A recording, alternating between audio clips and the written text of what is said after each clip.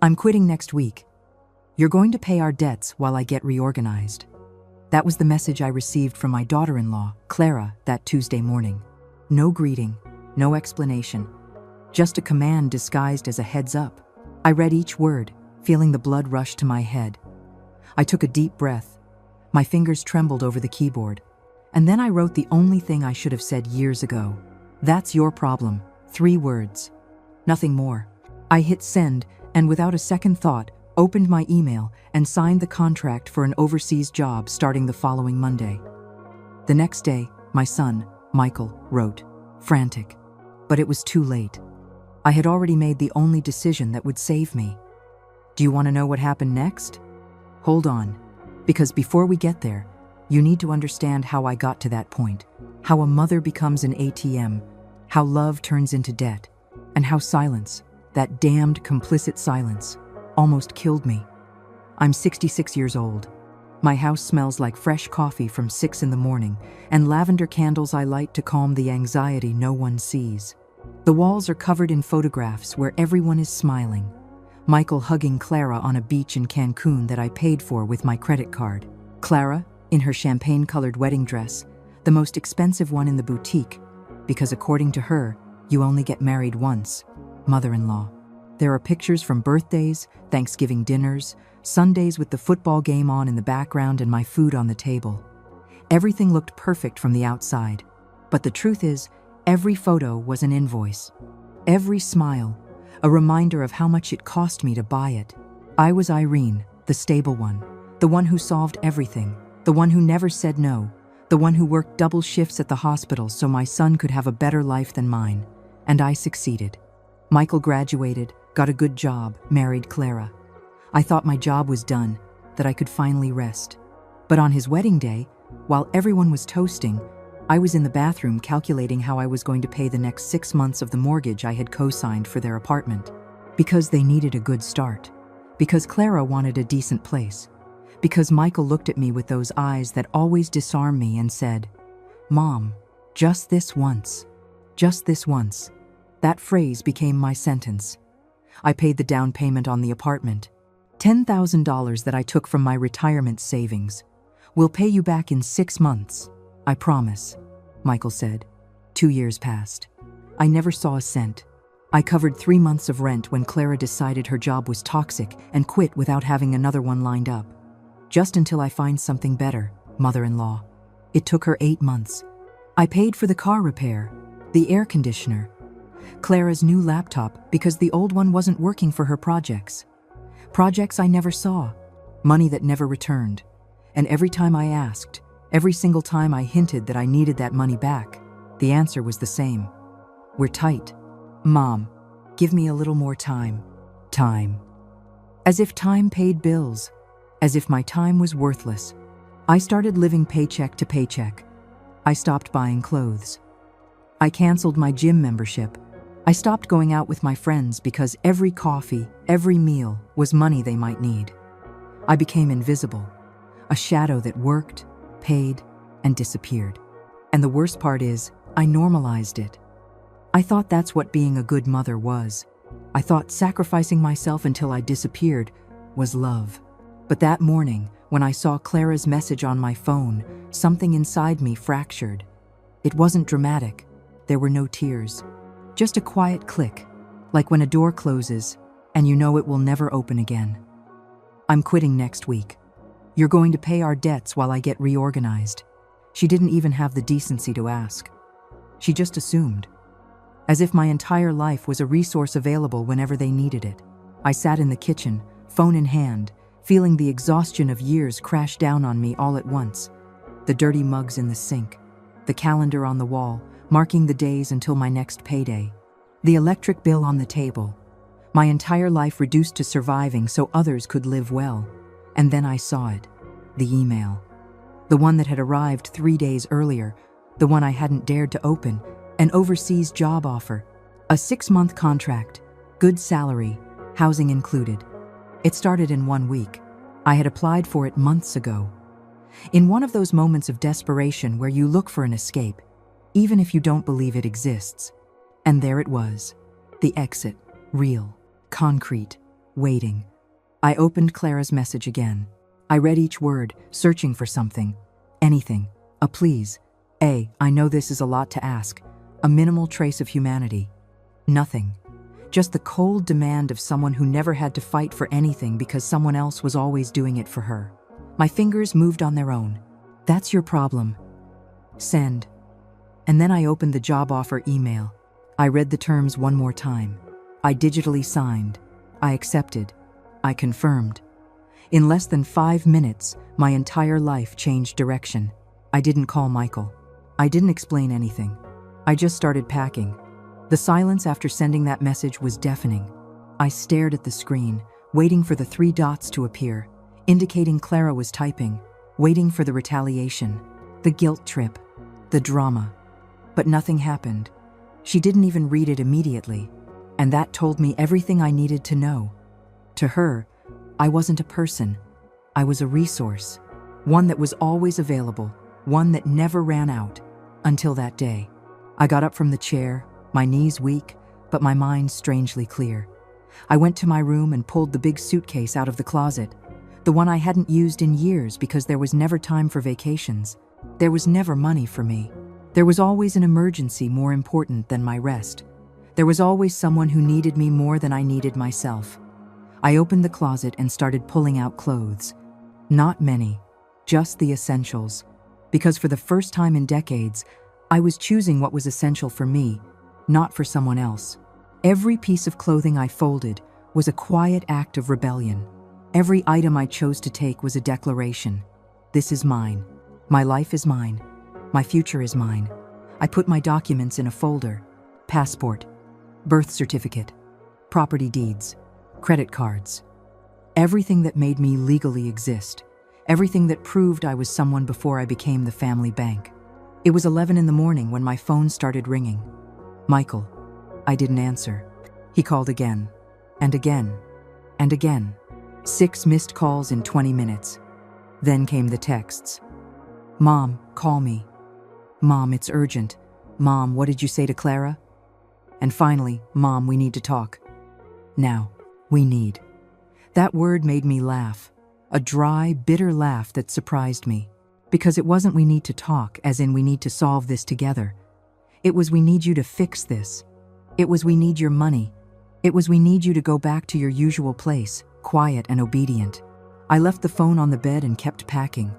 I packed my medications, my toothbrush, the photo of my parents that was always on my dresser, the one where they were still young and smiling with hope. I wondered what they would think of all this. If they'd be proud I was finally defending myself or disappointed I was abandoning my son. But then I remembered something my mother told me once, weeks before she died. Irene, don't let them love you only when they need something. That's not love, that's convenience. She was right. It took me 30 years to understand it, but she was right. The phone wouldn't stop vibrating. More messages. Now from Clara.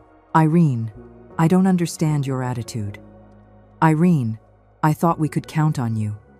Irene, this is very selfish of you. Selfish. That word hit me like a slap. Me, who had emptied my accounts to fill theirs. Me, who worked sick so they wouldn't have to worry. Me, who canceled my life to be available when they needed me. Selfish. I picked up the phone and blocked Clara's number. There was no internal drama, no doubt. Just a click, and her name disappeared from my screen. I felt something heavy lift off my chest, as if I'd been carrying a backpack full of rocks for years and someone finally gave me permission to set it down. Michael kept calling. This time I answered. I needed to. I needed to hear his voice to confirm what I already knew. Mom? Finally. What the hell is going on? Clara is hysterical. She says you replied something awful to her and now you're not answering. What did you say to her? His voice wasn't worried about me. It sounded annoyed, frustrated, as if I had committed an unpardonable crime. I took a deep breath. I told her the truth, Michael, that her problems are her problems, not mine. Silence. A silence so long I thought the call had dropped. But then he spoke, his tone one of total disbelief. Are you kidding me? Mom, she's going through a tough time. Her job is stressing her out. She needs a break. I thought you'd understand. I understand perfectly, son. I understand she's been needing breaks for 3 years that I pay for. I understand that every time something gets hard, I am the solution. I understand that never, not once, have you two wondered if I also need a break. Mom, don't be dramatic. We've paid you back money. When, Michael? Tell me when. Give me one date. One amount. One single time in these 3 years that you've kept your promise. More silence. Because there was no answer. Because the truth is uncomfortable when it forces you to look in the mirror. Mom, this isn't fair. We're your family. Family is supposed to support each other. You're right. Supposed to. But support isn't a one-way street, son. And I've been walking alone on that street for years while you two drive by in a car. A car I paid for, by the way. I can't believe you're being like this. Clara was right. You've become selfish. That word again. Selfish. As if setting boundaries was a sin. As if saying no more was betrayal. I felt anger rise in my throat. Hot and liberating. You know what's selfish, Michael?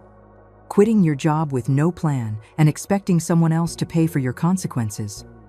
Selfish is promising to pay back money and never doing it. Selfish is calling your mother only when you need something. So if anyone here is selfish, it's not me. Mom, wait. No, I've waited long enough. I waited for you to mature. I waited for you to become responsible. I waited for you to see me as something more than a bank account. I'm not waiting anymore. What does that mean? What are you going to do? I'm going to live, Michael. Something I haven't done in years. I'm going to work for myself. I'm going to save for myself. I'm going to exist for myself. And you two are going to have to learn to do the same. Work? Where? What are you talking about? I didn't answer him. I just hung up. And this time, when he called back, I didn't answer. I let the phone ring and ring until it gave up, until it understood that this time was different, that this time I wasn't going to give in. I finished packing as the sun began to set outside. The golden afternoon light streamed through the window, illuminating the open suitcase on my bed. My entire life fit into one suitcase. And that didn't make me sad. It made me feel free, because it meant I could leave. That I wasn't tied down, that there was still time to start over. That night, I didn't sleep. I sat in the living room, reviewing my bank accounts on the laptop. One by one, I started making changes. I canceled the additional credit card I had given Michael just for emergencies. Emergencies that included dinners at expensive restaurants and weekends at hotels. I removed my name as co-signer from their apartment. I called the bank and explained the situation. It was easier than I thought. Are you sure, ma'am? The representative asked. Completely, I replied, without hesitation. I changed the passwords on all my accounts. Every click was a lock. Every change was a boundary. Every decision was mine, and mine alone. At 3 a.m, my phone vibrated with a long text from Michael. I read the whole thing. It was a mix of pleading, anger, and manipulation. Mom, the accounts are in my name, but you're the co-signer. If you don't pay, they'll sue me. Is that what you want? To see your son in legal trouble? Clara is crying. She can't believe you'd do this to us. We thought we could always count on you. We were a family. Were. Past tense. As if my refusal had broken something sacred. But the truth is, the sacred thing broke long before, every time they saw me as a solution and not as a person. I didn't reply. I just opened my suitcase one more time and packed the last thing I was missing. My dignity. The dignity I had lost somewhere between the first loan and the 100th broken promise. I found it there, in that pre-dawn silence, in that decision not to answer. I found it in the simple act of choosing myself. On Monday, my new life would begin, and for the first time in years. I wasn't afraid. I was at peace. Friday dawned differently, not because the sun was shining brighter or because something magical had changed in the world. It was different because I was different. I woke up without that knot in my stomach that had been my companion every morning for years, without that anxiety that made me check my phone before even opening my eyes, waiting for the next plea for help, the next manufactured emergency, The next bill I would have to pay. I made myself coffee. Good coffee, the kind I'd stopped buying because it was too expensive and the money could be used for something more important. I sat on the patio and drank it slowly, feeling the steam warm my face as the morning sun painted the sky orange and pink, colors I had stopped noticing, beauty I had forgotten existed. Because when you live in survival mode, when every day is just about enduring until the next, you stop seeing, you stop feeling, you stop existing. But that morning, I existed, and it hurt. It hurt as much as it felt good. My phone had exploded during the night. 43 messages, 17 missed calls, all from Michael. Some from Clara from unknown numbers, since I had blocked hers. There was even one from Elena, my sister-in-law, Clara's sister. Irene, I don't know what happened between you, but Clara is a wreck. She says you turned your back on her when she needed you most. I thought you were better than that. Thought I was better than that. Better meant continuing to be a doormat. Better meant disappearing so others could shine. Better meant dying a little each day so they could live comfortably. If that was being better, then I preferred to be worse.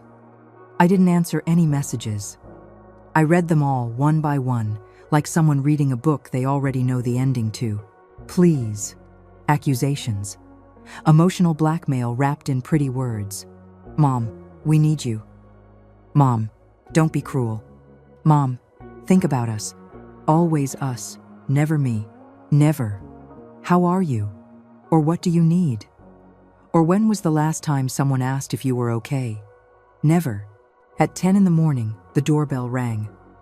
I wasn't expecting anyone. I looked out the window and my stomach tightened. Michael's car was parked outside. He and Clara were getting out, her eyes puffy, him with that expression I knew too well, determination mixed with frustration. They were coming to talk. They were coming to convince me.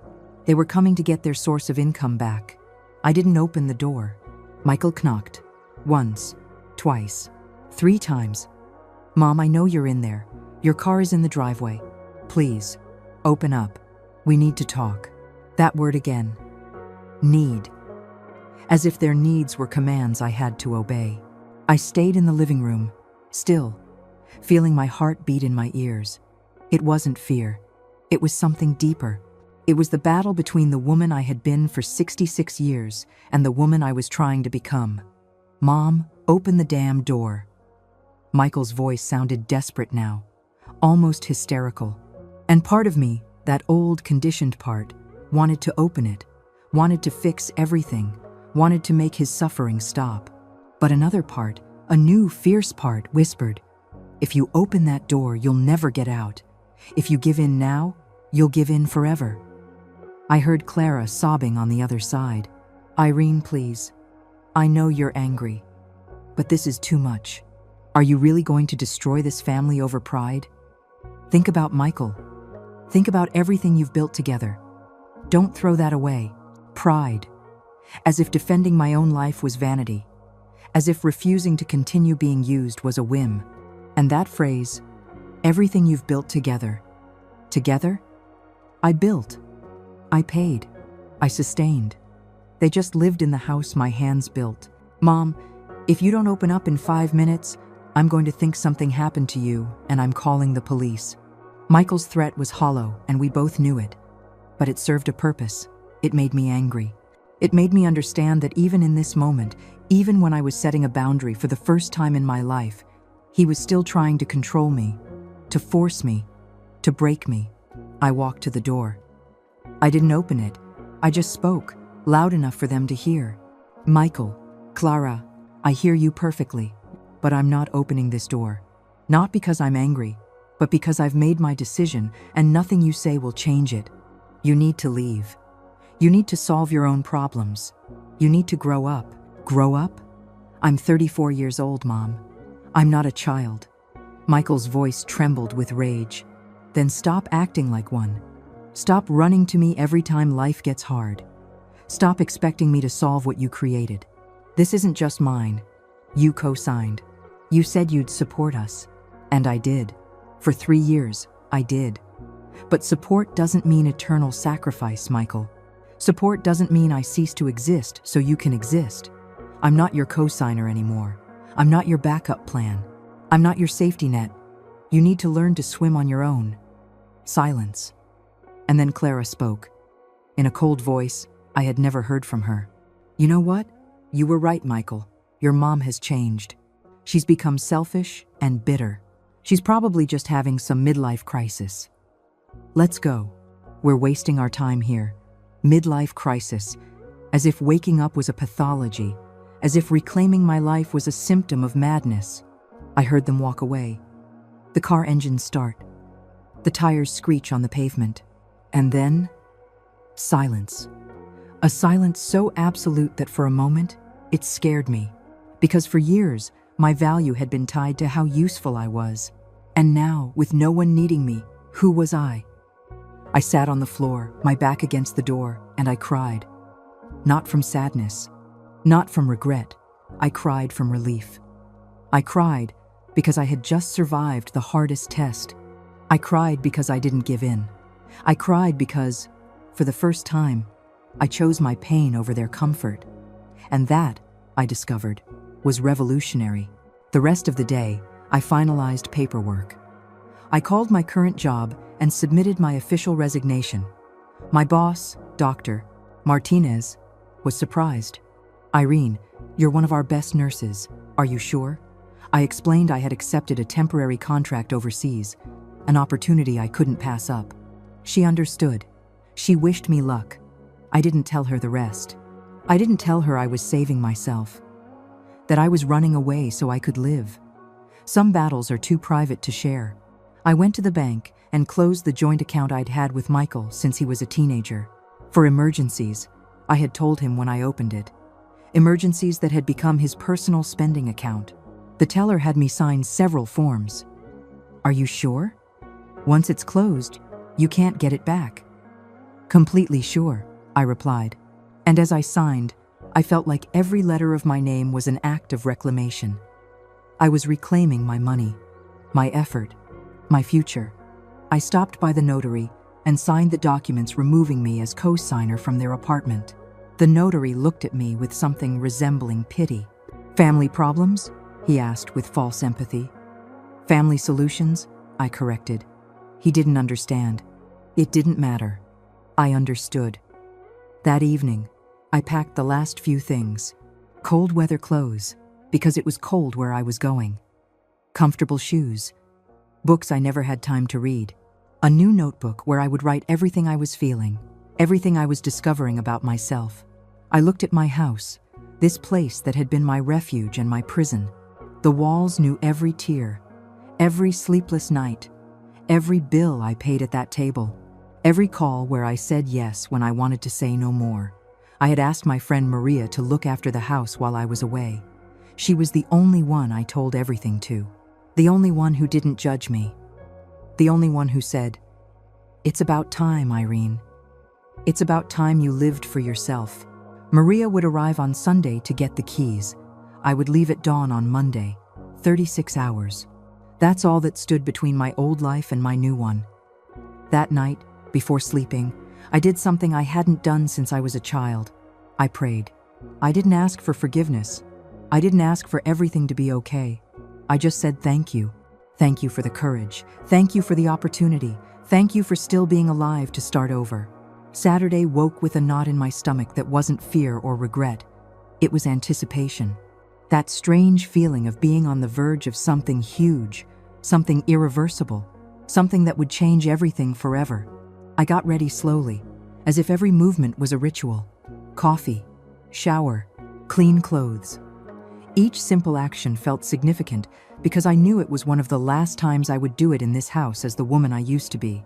Maria arrived mid-morning with a bag of pastries and 2 coffees. We sat in the kitchen, that space where I had prepared 1,000 family dinners, where I had cried in silence while washing dishes, where I had calculated impossible budgets on stained napkins. She looked at me with that mix of pride and worry only true friends can have. "How are you feeling?" she asked, holding her mug with both hands. "Like I'm dying and being born at the same time," I replied with brutal honesty. She nodded. She didn't try to convince me everything would be fine. She didn't give me cheap motivational speeches. She just took my hand and said, "It's okay to feel both. It's okay for it to hurt. The pain means it was real, that you loved deeply. But it also means you're ready for something different. I showed her where the spare keys were, how the finicky water heater worked, which plants needed water every third day, domestic details that felt like goodbyes. "And if Michael comes?" she asked carefully. "Tell him I'm not here. Tell him you don't know when I'll be back. Tell him whatever you want, but don't open the door for him." Maria promised she would be a fortress, that my house would be safe, that I would be safe. After she left, I stayed in the living room, looking at my phone. There were more messages, many more, but there was a new one that froze my blood. It wasn't from Michael or Clara. It was from my sister-in-law Elena again, but this time the tone was different. "Irene, Michael told me what you did. You closed the accounts. You removed yourself as co-signer. You left them alone with all the debts. I can't believe you're so vindictive. Clara is devastated. She had an anxiety attack last night, and they had to take her to the emergency room. This is your fault. I hope you can live with that." My fault. Again, always my fault. If I helped too much, I was enabling them. If I stopped helping, I was cruel. There was no way to win this game because the rules always change to keep me losing. I read the message 3 times, waiting to feel guilty, waiting for that old programming to make me run to the hospital. But it didn't happen. Instead, I felt something else, clean and clear: anger. Clara had an anxiety attack, and I had lived with insomnia for 3 years. I had lived with tachycardia every time the phone rang. I had been forced to take blood pressure medication because my body couldn't handle the stress of holding up 3 lives. But that was never an emergency. That never warranted anyone running to save me. Because I was strong, I could handle it. I couldn't break, because if I broke, everything would fall. Well, I had broken. And I discovered that when you break in the right way, you become something new, something stronger, something that no longer lets itself be stepped on. I didn't reply to Elena's message. Instead, I did something I had been putting off.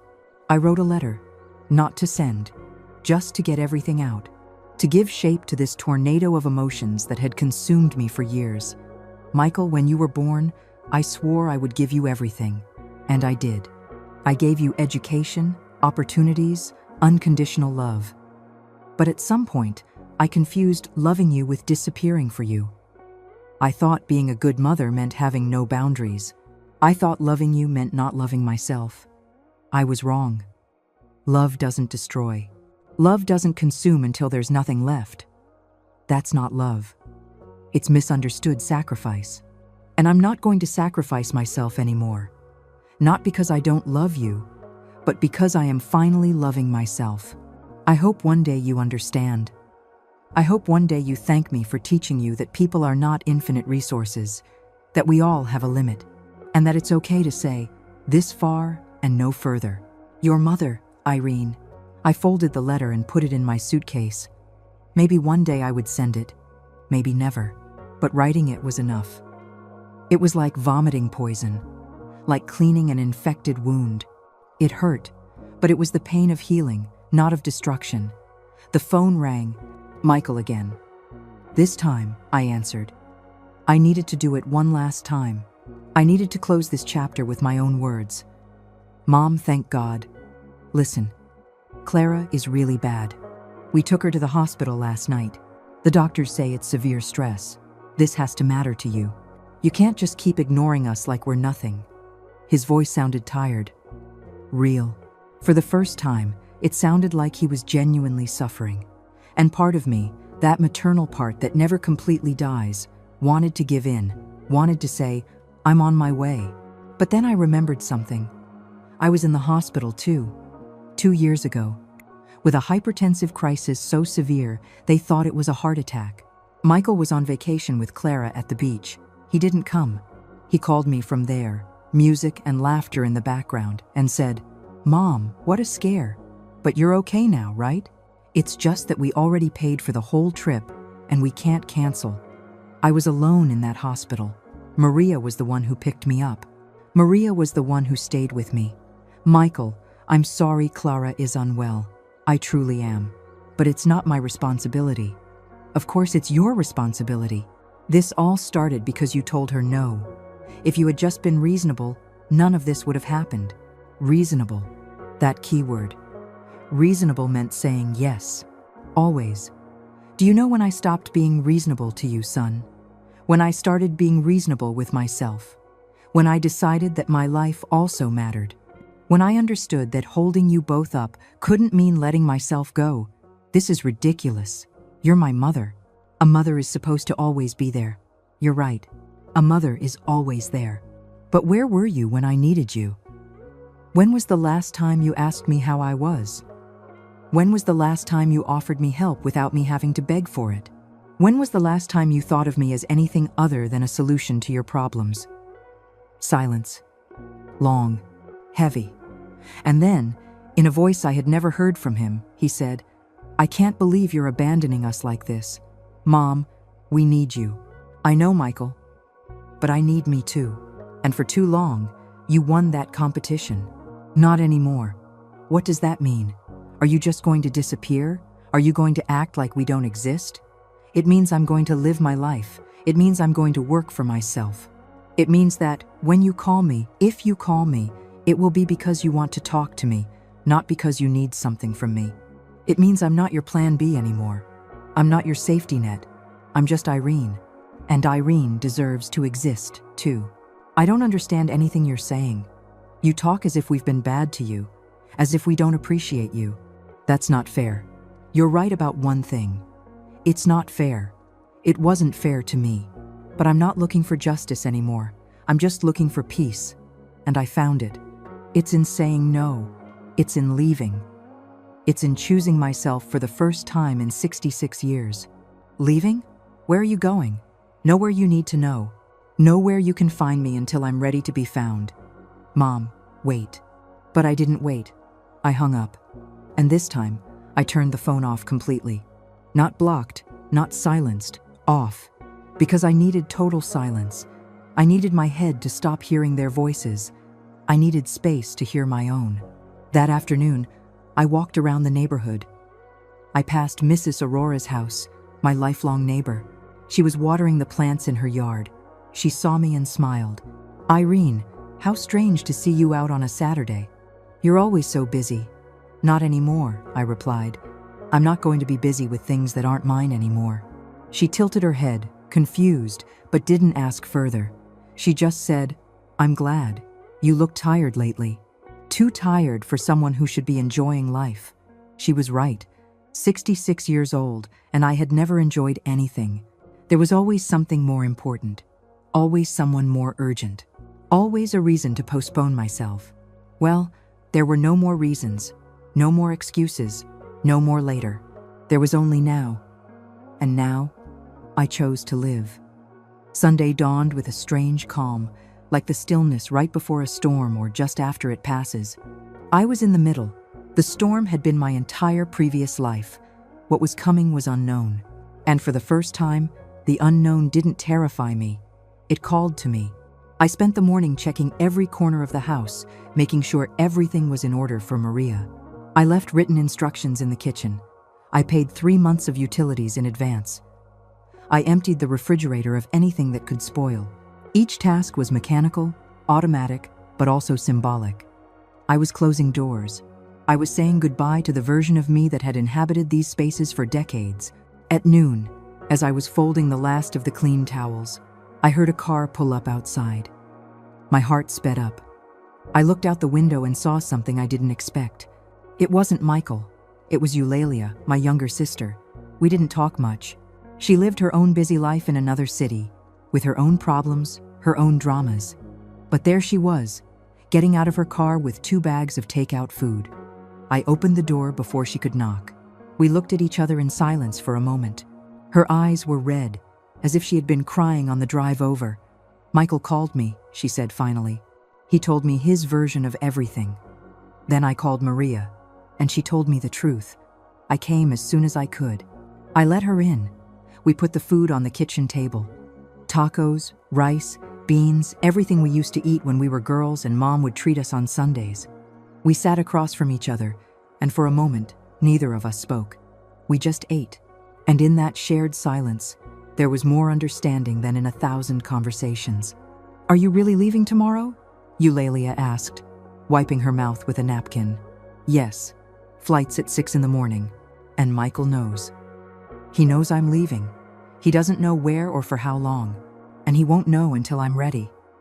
Eulalia nodded slowly, processing.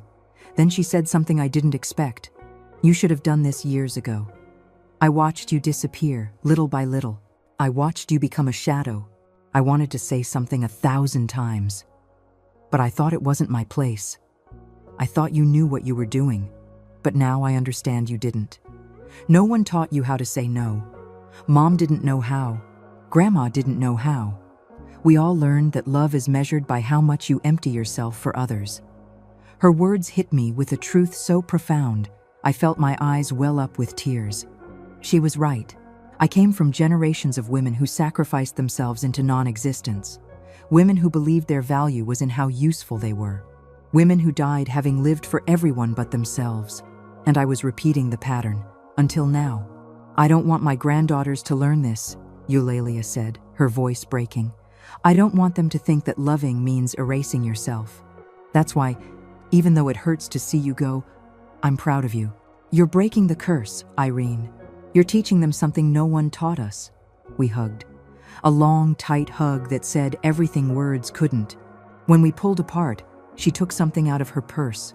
An envelope. Open this when you're on the plane, she said. It's just something I wrote last night, so you don't feel alone on the way. She stayed until dusk. We talked about everything and nothing. About our childhood, about Mom, about the mistakes we repeat without realizing it, about how hard it is to unlearn what you're taught from the cradle. And when she finally left, she hugged me again and whispered in my ear, "Fly high, sister, and don't look back until you're ready." That night, my last night in that house, I couldn't sleep. Not from anxiety, but from that strange energy that comes when you know your life is about to split in two. The before and the after. I stayed awake in the living room, with a cup of chamomile tea, looking at the photographs on the walls. So many frozen moments. So many smiles that cost tears no one saw. There was a photo of Michael at 5 years old, hugging me with that pure innocence only children have. I wondered at what point that boy, who loved me unconditionally, turned into the man who only called when he needed something. I wondered if it was my fault. For teaching him that I would always be available. For not teaching him that mothers have limits too. For raising a son who expected everything and knew how to give nothing. But then I remembered something my therapist told me. The one I saw for 6 months years ago when I thought I was going crazy. Irene, you cannot take responsibility for how other adults choose to behave. You did the best you could with what you knew. They now have to do the best they can with what they know. And if what they know isn't enough, that's their responsibility to learn, not yours to teach. I had been angry when she said it. I thought she was being too harsh. But now, sitting in that dark living room, I understood. Michael was 34. Clara was 31. They weren't children. They were adults who had chosen to depend on me because it was easier than growing up. And I had chosen to allow it because I thought that's what made me a good mother. But good mothers also teach their children to fly. And I had never let them fall long enough to learn how to use their wings. At 3 in the morning, my phone vibrated. I had turned it on to set the alarm for 4:30. It was a message from an unknown number. Irene, it's Clara. I know you blocked me, but I got another phone. I need you to talk to me. Please. I know we made mistakes. I know we pushed you too hard. But you can't just leave like this. You can't leave us in this situation. The debts are in Michael's name. If we don't pay, he's going to have legal problems. Is that really what you want for your son? Are you really going to let him get sued because you're mad at us? Please. Irene, just this one more time. I promise after this we will never ask you for anything again. I swear. I read the entire message.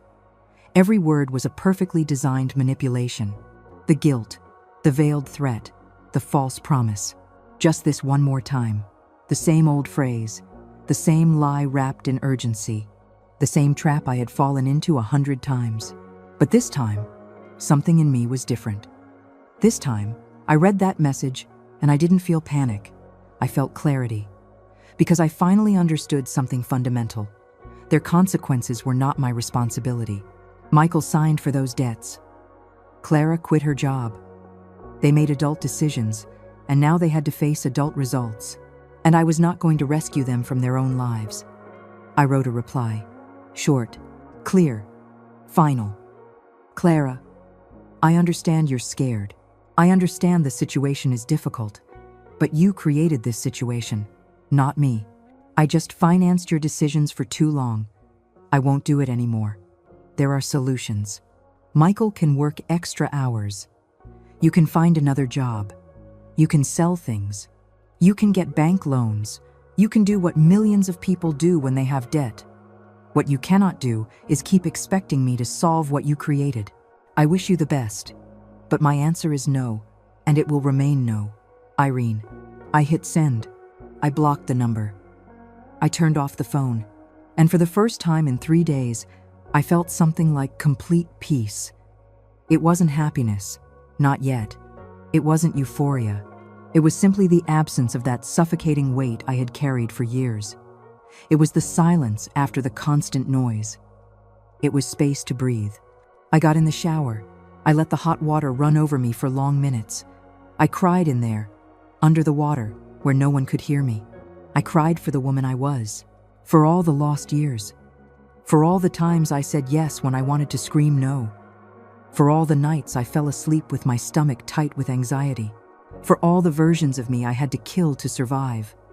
I cried for them. I released them. I let them go down the drain with the water. When I got out, I looked at myself in the fogged-up mirror. I was 66 years old, wrinkles around my eyes, gray hair I no longer bothered to dye, tired skin, but my eyes had something new, something I hadn't seen in years. Determination, strength, life. I got dressed in comfortable clothes for the trip, black pants, a gray blouse, a green sweater, because it was cold where I was going, comfortable shoes, nothing fancy, nothing to impress anyone, just functional clothes for a woman who was going to start over.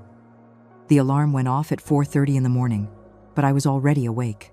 I had spent the last hour sitting on the edge of my bed, staring at the closed suitcase by the door, feeling how every minute brought me closer to that point of no return. It wasn't fear I felt. It was something deeper. It was the awareness that in a few hours, the woman I had been my entire life would cease to exist.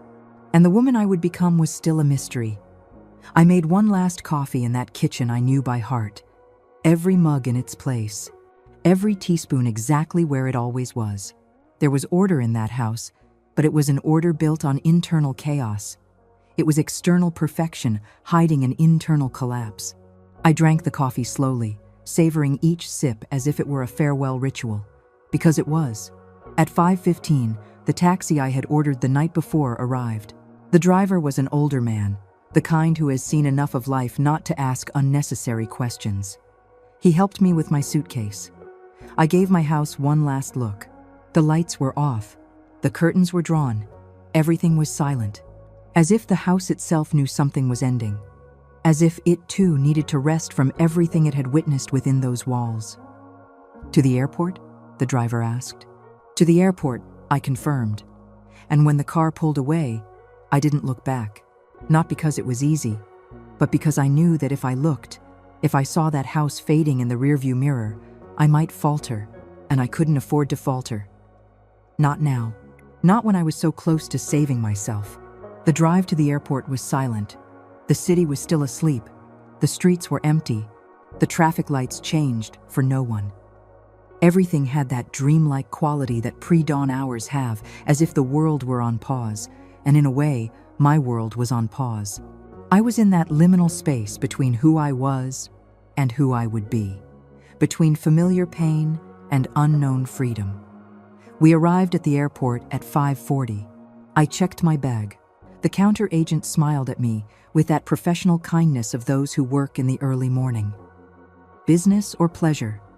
she asked as she printed my boarding pass. I thought about it. It was neither. It was a trip of survival, a rescue mission, a journey of rebirth. Pleasure, I finally lied. Because if all went well, eventually it would be true. I went through security. I took off my shoes, my sweater, took out my laptop. The whole absurd theater of airport security. But when I finally passed through and put everything back on, I felt something change. Because on the other side of that checkpoint, I was no longer the same old Irene. I was a woman in transit, a woman with no fixed address, a free woman. I sat in the waiting area, in front of the boarding gate. There were 40 minutes until the flight. I took out my phone and turned it on one last time before I left. I had 27 new messages, all from the night. Michael, Clara from different numbers, Elena. There was even one from Clara's mother, a woman who had never said more than polite greetings to me at family gatherings. Irene, I don't know what's going on, but my daughter is suffering a great deal. I hope you will reconsider and remember that family is the most important thing. Family is the most important thing. That phrase they use as a weapon, that phrase that means, you don't matter, only we matter. That phrase that forces you to disappear so others can exist. I deleted the messages without reading them completely. They all said the same thing in different words. They all wanted the same thing, for me to return to my cage, to become useful again, to stop being human and go back to being a resource. Then I remembered the envelope Eulalia had given me. I took it out of my bag and opened it carefully. Inside was a handwritten letter in her irregular but beautiful script. I began to read. Irene, my sister. As I write this, it's past midnight and I can't sleep thinking about you, about everything you carried alone, about everything you sacrificed, believing it was love. I want you to know something I never told you. I admire you. I always have. But I also pitied you, because I watched you fade. I watched your laugh become less frequent. I watched your eyes lose that sparkle they had when we were girls and dreamed of everything we would become. You became what everyone needed, and you stopped being what you wanted. And I didn't know how to help you because I was fighting my own battles. But now that you're leaving, now that you're finally choosing yourself, I want you to know that you're not alone. That even if you're miles away, my heart is with you. Fly, Irene. Fly as far as you need to. And if you ever doubt, if guilt ever whispers for you to come back, remember this. The best mother isn't the one who sacrifices herself to death. It's the one who teaches her children that we all deserve to live. With eternal love, your sister, Eulalia. The tears fell onto the paper before I could stop them. They weren't tears of sadness. They were of relief, of gratitude, of feeling seen for the first time in so long. I folded the letter carefully and put it in my wallet next to my passport. Those two things would be my talisman, my reminder of who I was and where I was going. The loudspeaker announced the pre-boarding for my flight. I stood up, my legs trembling, not from fear, but from that adrenaline that comes when you're about to jump into the void and you don't know if there's a safety net. But you jump anyway, because staying is a slow death. I got in line, passengers with carry-on bags, executives in perfect suits, families with half-asleep children, all with their own stories, all with their own reasons for being there at 6 a.m. And I was one of them. Just another woman catching a plane. No one knew that for me, this flight was an act of personal revolution. No one knew that every step toward that plane was a step away from a life that had nearly killed me. I handed over my boarding pass. The flight attendant smiled at me. "Welcome aboard, ma'am." I walked down the aisle looking for my seat. It was a window seat. I always asked for a window. I liked watching the world get smaller as the plane took off. I liked the perspective that altitude gave. How huge problems turned into insignificant dots when you saw them from above. I sat down and fastened my seatbelt. The plane filled up slowly. A young woman, maybe 30, sat next to me with headphones and a laptop. She didn't look at me. We didn't speak. And I was grateful for that anonymity. Grateful to be invisible for the right reasons this time.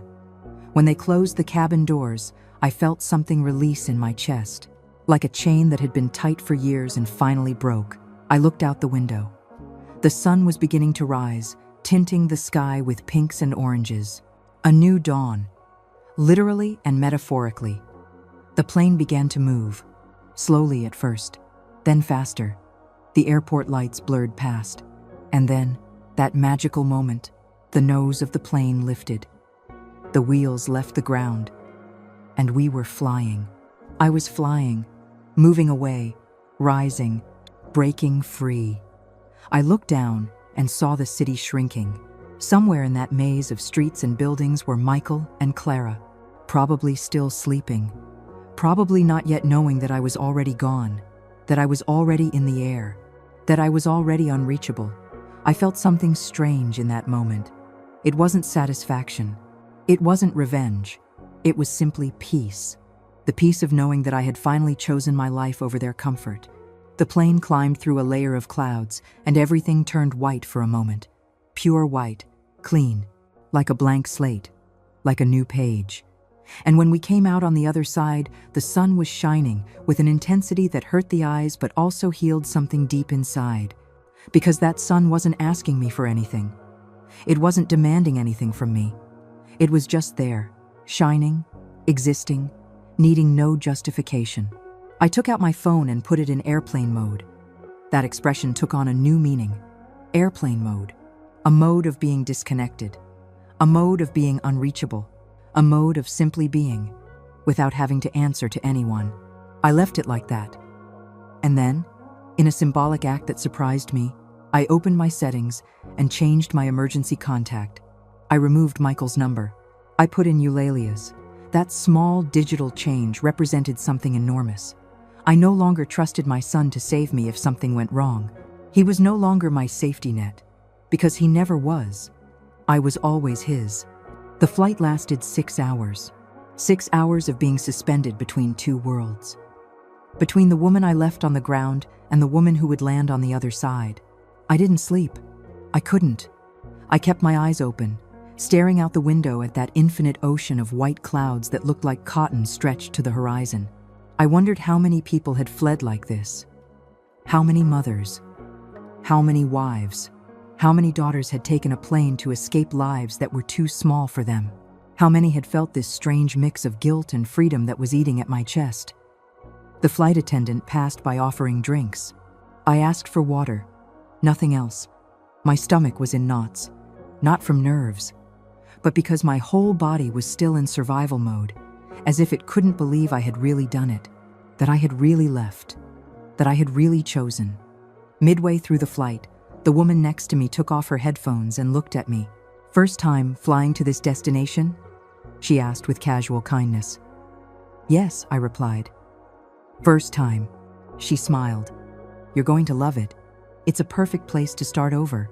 She looked at me for a second longer than necessary, as if she could see right through me, as if she knew I wasn't on vacation. "Is it that obvious?" I asked with a sad smile.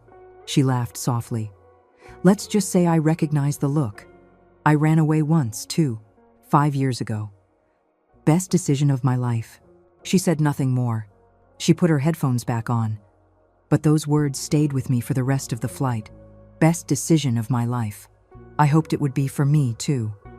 We landed at 1 in the afternoon, local time. When the wheels touched the ground, I felt my heart race. It was real. I was here, in another country, alone, thousands of miles from everything I knew. The idea terrified and thrilled me in equal parts. I got off the plane, following the river of passengers toward immigration. Everything was in English. The signs, the announcements, the voices over the loudspeaker. It was like being on another planet. And, in a way, I was. I passed immigration. The officer asked the purpose of my visit. "Work," I replied, showing my contract. He stamped my passport without further questions. I collected my suitcase. I walked through the automatic doors into the arrivals hall, and there, amid a sea of people with signs and hugs and welcomes, I felt completely alone. But it was a different kind of loneliness. It wasn't the loneliness of being surrounded by people who use you. It was the loneliness of being alone with myself. And I discovered that didn't scare me as much as I thought it would. There was a woman with a sign that said my name. Irene Castillo. She was from the company, the coordinator for the International Nurses Program. Her name was Margaret.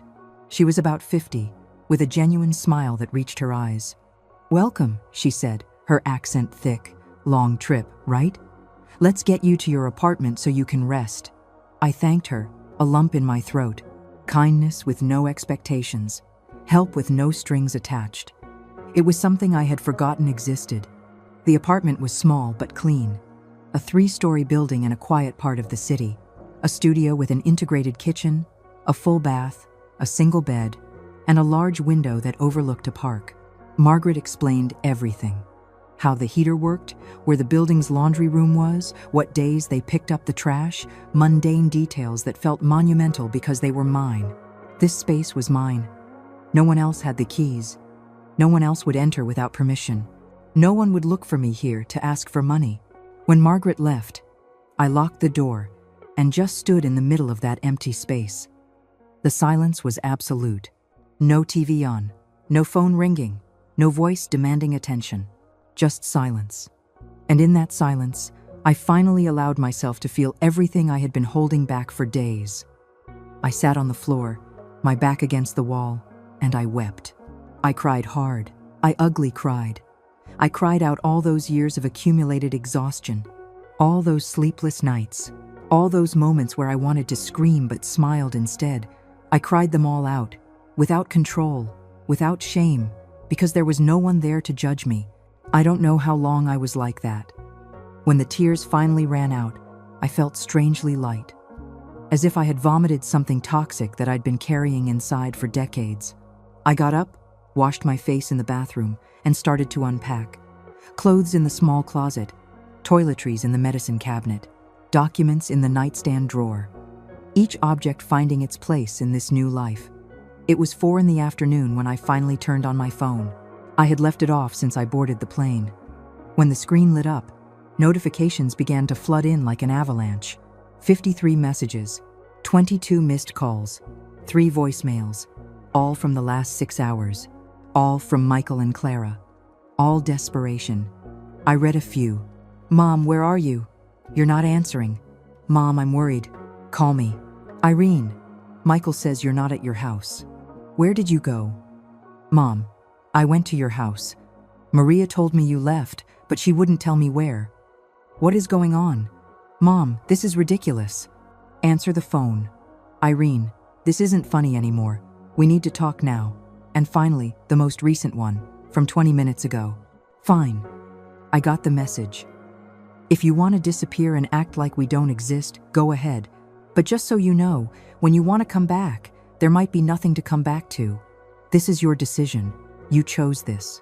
I read that last message 3 times. And instead of feeling panic or guilt, I felt something unexpected. Relief. Because that threat, that there might be nothing to come back to, was exactly what I needed to hear. It was the confirmation that I hadn't made a mistake. It was the final proof that to them, I was only valuable as a resource. And when the resource refuses, the resource is disposable. I wrote a reply. The last one I would write for a long time. "Michael, I'm fine. I'm safe. I am exactly where I need to be. I'm not going to tell you where, because I need space. I need time. I need to live without feeling like I owe someone an explanation for every breath I take. It's not your fault things got to this point. It's the result of years of imbalance that we both allowed. Me, for not setting boundaries. You, for not respecting the few I set. But that's over. I love you. I will always love you. But that love can't cost me my life anymore. We'll talk when I'm ready. Not before. Take care. Your mom." I hit send. And then I did something radical. I deleted the messaging app. I deleted my email. I left only the call function. But I put the phone on permanent silent. I connected to the apartment's Wi-Fi and opened a new email account. One that only Eulalia and Maria would know. One where I could exist without being found. I went for a walk around the neighborhood. I needed air. I needed to see this place that would be my temporary home. The streets were clean and orderly. Trees everywhere. People walking dogs. Kids on bikes. Everything had that slow pace of small cities where people don't live in a rush. I went into a grocery store. I bought the basics. Coffee, bread, eggs, milk, fruit. Simple things to last the week. I paid with my own card. Money I had earned. That I didn't owe to anyone. That I didn't have to justify. On the way back to the apartment, I ran into an older woman watering the plants in the front garden. She waved at me. "New neighbor," she exclaimed with a thick accent. "Welcome to the building. I'm Francisca. I live on the second floor. If you need anything, just knock." I thanked her. I introduced myself. We exchanged smiles, and I kept walking. But that small gesture, that welcome with no expectations, reminded me that a world existed where people could be kind without wanting something in return. That night, I made something simple for dinner: scrambled eggs and toast. I ate sitting on the small sofa, looking out the window. Outside, the park was lit with yellow lamps. Some people were strolling. Others were jogging. Others just sat on benches, staring into space. And I was one of them. A woman in an apartment. A woman eating scrambled eggs. A woman who, for the first time in years, didn't have to be watching her phone. My first day of work was Tuesday. I woke up at 5 in the morning with that mix of nerves and excitement I hadn't felt since I was young, and anything was possible. I got ready with care. Clean uniform, hair pulled back, comfortable shoes. I looked in the mirror and saw a different woman from the one I had left behind. The same tired eyes, the same wrinkles. But there was something different in my gaze. There was clarity, there was purpose, there was life. The hospital was a 20-minute bus ride away. I got on, following the directions Margaret had given me. Everything was new. The streets, the buildings, the language I heard around me. But instead of scaring me, that newness energized me. It was like being a tourist in my own life, like rediscovering what it felt like to be present in the moment, without the constant burden of the past. The hospital was modern and large. I was greeted by the head of nursing, a man named Michael, who spoke basic Spanish and treated me with that professional but genuine courtesy. He introduced me to the team. There were nurses of all ages and nationalities. One of them, Aurora, was Colombian and had been working there for 5 years. "You're going to like it here," she said as she showed me the area where we would work. "Here, they pay you what you're worth. They respect you. And when your shift ends, it ends. No one calls you afterward. No one expects you to live for the job. It's different. Different." That word became my mantra. Everything was different. And for the first time, different meant better. My shift was from 7 in the morning to 3 in the afternoon. 6 days a week, with Sundays off. The work was similar to what I did back home. General care, administering medication, monitoring patients. But the atmosphere was completely different. There was structure. There were clear rules. There was respect among colleagues. No one yelled. No one blamed you for mistakes that weren't yours. No one expected you to do 3 jobs for the salary of 1. That first week passed in a blur of learning and adaptation. I learned the hospital's protocols, the names of my colleagues, the bus routes, where to buy food, where the nearest laundromat was. Logistical details that kept me busy and stopped me from thinking too much about what I had left behind. Because when I did think, when I allowed myself to remember, guilt tried to seep in like smoke through the cracks of my new piece. I hadn't written to Michael again. He hadn't insisted anymore after that last threatening message. The silence between us was absolute. And that silence, I discovered, wasn't empty. It was space. Space for each of us to process. Space for him to face his consequences. Space for me to learn to exist without carrying his weight. But the nights were hard. When I got back to the apartment and closed the door, when the noise of the day died down and it was just me, that's where the real battle took place. I would sit on the sofa with a cup of tea and stare at the phone. I would check it compulsively, waiting for, I don't know what, a message of apology, a call where they finally understood, some sign that they missed me as a person and not just as a solution. But there was nothing, and that nothingness hurt in a strange way. It hurt because it confirmed what I had always suspected but never wanted to accept. When I stopped being useful, I stopped being necessary. On Friday of my first week, Aurora invited me for coffee after our shift. We went to a small cafe near the hospital. She ordered a cappuccino. I ordered an Americano. We sat by the window, and for a while, we just drank in comfortable silence. Then she spoke. "Are you running from something or to something?" she asked, with no preamble. The question hit me with its honesty. "A bit of both," I admitted. I ran from a family that was slowly killing me. And I came toward, I don't know, toward the possibility of finding myself. Aurora nodded as if she understood perfectly. I ran from a marriage, she confessed. 20 years married to a man who made me believe I was nothing without him. One day, I woke up and realized I had been his shadow for so long. I had forgotten what the light felt like. So I came here. No plan, no money, just pure courage. It was the most terrifying and the most liberating thing I've ever done. She stared into her cup. The first few months were awful. I cried every night. I felt guilty for leaving him. I felt selfish for choosing myself. But over time, the crying became less frequent. And one day, I realized a whole week had passed without me crying. And then a month. And then I couldn't remember the last time. That's what happens. The pain doesn't disappear all at once. It just gets smaller and smaller until one day you realize it doesn't control your life anymore. Her words stayed with me.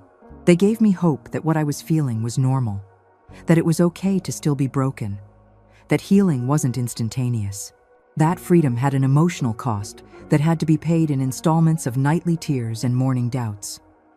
On Saturday, my first day off, I decided to explore the city. I took the bus downtown. I walked through streets full of shops and restaurants. I went into a bookstore and stayed there for hours. I touched books. I read back covers. I bought 3 that called to me. Books about women reinventing themselves. Books about starting over. Books that spoke directly to me. I ate lunch alone at a small restaurant. I ordered pasta with tomato sauce. I drank wine. I allowed myself to enjoy the food without rushing, without having to serve anyone else, without having to clean up afterward, just eating, just being. In the Central Park, there was an artisan market. I walked among the stalls, looking at necklaces, paintings, ceramics. A woman was selling handmade aromatic candles. I went closer. "This one is lavender," she said, pointing to a purple candle. "It's for peace, to calm the mind."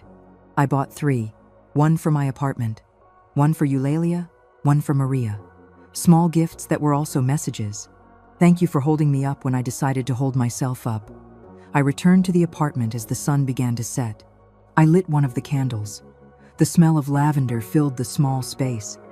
I sat on the sofa with one of the books I had bought and began to read. It was about a 50-year-old woman who, after a divorce, decided to travel alone for the first time. Every page was a mirror. Every paragraph described exactly what I was feeling.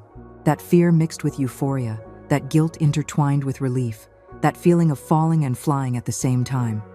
That night, for the first time since I arrived, I turned my phone on completely. I had a message from Eulalia. "Sister, I hope you're well. You haven't written much, but I understand you need space. I just want you to know that Michael came looking for me. He wanted me to tell him where you are." I didn't tell him anything. He got angry. He said ugly things to me. But I stood firm. "Your secret is safe with me. Fly peacefully. I love you." I read the message, feeling my eyes fill with tears. My sister, my ally, my only real connection to the world I left behind. I replied to her, "Eulalia, thank you. You don't know how much it means to me that you're covering for me. I'm okay. Better than I've been in years. The work is good. The place is quiet. I am learning to be me again. It's weird. It's hard. But it's necessary. I love you. I'll send you something soon." I also had a message from Maria. "Friend, your house is fine. I'm watering the plants, collecting the mail." Michael came by 2 more times. The second time, he brought Clara. They knocked for 10 minutes. They yelled a bit. They left. I haven't heard from them since. I hope you're finding what you're looking for. I miss you, but I'm happy for you. I replied to both of them with gratitude. And then, on impulse, I opened a new note on my phone and started to write. Not for anyone else, just for me. A kind of journal. Day 10 away from home. Today, I felt almost happy. Almost because there are still moments where guilt bites me, where I think of Michael and wonder if he's okay, if he's learned anything, if he hates me. But then I remember why I left. I remember the sleepless nights, the bills I couldn't pay, the constant feeling of drowning. And then I know I did the right thing. I'm learning something important. You can love someone and still need to be far away from them. Love doesn't have to be sacrifice. Love doesn't have to hurt. Love doesn't have to cry. Love doesn't have to cry. Love doesn't have to cry. Love doesn't have to cry. Love doesn't have to cry. Love doesn't have to cry. Love doesn't have to cry. Love doesn't have to cry. Love doesn't have to cry. Love doesn't have to cry. Love doesn't have to cry. Love doesn't have to cry. Love doesn't have to cry. Love doesn't have to cry. Love doesn't have to cry. Love doesn't have to cry. Love doesn't have to cry. It wasn't. There were nights when I woke up with my heart pounding, thinking about Michael. There were mornings when the guilt was so heavy, I almost called to apologize. Almost. But I didn't. Because I learned something fundamental. Guilt doesn't always mean you did something wrong. Sometimes it just means you did something different. Work became my anchor. Every shift at the hospital was a reminder that I had value beyond what I could give to others. My patients thanked me. My colleagues respected me. My boss congratulated me on my performance. And every word of recognition was like medicine for a wound I didn't know I had. The wound of never being good enough, of never being seen. Aurora became something like a friend. We had lunch together. We'd have coffee after our shifts. She told me stories of her reinvention. I told her fragments of my escape. Not everything. There were still parts too raw to share, but enough to feel less alone. To remember that I wasn't the only woman who had to save herself from her own family. In the 6th week, something changed. I was walking back from the grocery store when I realized I had gone the entire day without thinking about Michael. The entire day without compulsively checking my phone. The entire day, just living. And that realization stopped me in the middle of the street. I stood there, bags in hand, feeling something settle inside me. It wasn't happiness, not yet, but it was peace. And peace, I discovered, was enough for now. I started doing things just because I wanted to. I bought flowers for my apartment. Yellow flowers that I put on the table and that made me smile every time I saw them. I signed up for a yoga class on Sundays. I met people. I exchanged smiles and good mornings with strangers who slowly became acquaintances. I built a small life. A life that wasn't spectacular or dramatic. It was just mine. Completely mine. Michael wrote to me one more time. It was in the 8th week. A long message that arrived at 2 a.m. his time, which meant he was probably drunk or desperate, or both. Mom, I don't know if you'll read this. I don't know if you care, but I need to tell you. Clara left me. She says this is all my fault, that I should have set boundaries with her, that I used you. Maybe she was right. I don't know. I'm alone. The debts are still here. I had to sell the car. I'm looking for a second job. It's hard. Really hard. And the worst part is, I understand why you left. I understand that I failed you, that I saw you as an ATM and not as a person. I understand that I hurt you. I don't expect you to come back. I don't expect you to forgive me. I just wanted you to know that I finally get it. Too late, probably, but I get it. I read that message 5 times. I cried. Not from sadness. I cried because there was finally recognition, finally understanding. Finally, my son saw me. I didn't reply right away. I let his words settle. I let my heart process. And 2 days later, I wrote back. Michael, thank you for that message. It means more than you know. I love you. I have always loved you. But that love almost killed me. Not because it was bad, but because it was unequal. I needed to leave to learn to love myself. And you needed me to leave to learn to stand on your own. I don't know when I'll be back. I don't know if I'll be back. But I know this distance is saving us both. Be strong. Learn. Grow. Your mom. There were no more messages after that. And that was okay. Because some conversations don't need an immediate continuation. Some just need to exist as breaking points. As markers of before and after. Now, sitting in my small apartment with a cup of coffee and the window open, letting in the cold air of this December morning, I can say something I never thought I would. I'm okay. Not perfect, not completely healed, but okay. I have a job that gives me purpose. I have a space that is only mine. I have days where I don't think about the past.